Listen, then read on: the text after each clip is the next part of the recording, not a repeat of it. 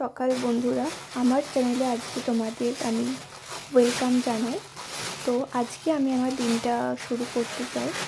তো আগের দিনে একজন বাংলাদেশের আপু আমায় লিখেছে যে দিদি, তুমি কিভাবে সমস্ত কিছু সামলাও, বাইরের কাজ এবং বাড়ির কাজ দুটোই কিভাবে সামলাও।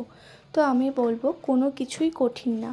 যদি ভাবো যে এটা কোনো কাজ কঠিন, তো এটা তোমার কাছে কঠিনই হবে। আর যদি ভাবো যে এটা খুব সহজ, তো এটা তোমার কাছে সহজই হবে।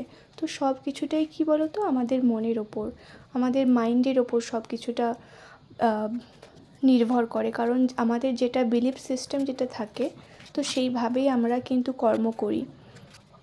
তো আমার এটা কখনোই বলবো না যে এটা খুব কঠিন বা এটা আমি অ্যাচিভ করতে পারবো না। তো সবসময় একটা পজিটিভ মাইন্ডসেট আমাদের রাখতে হয়।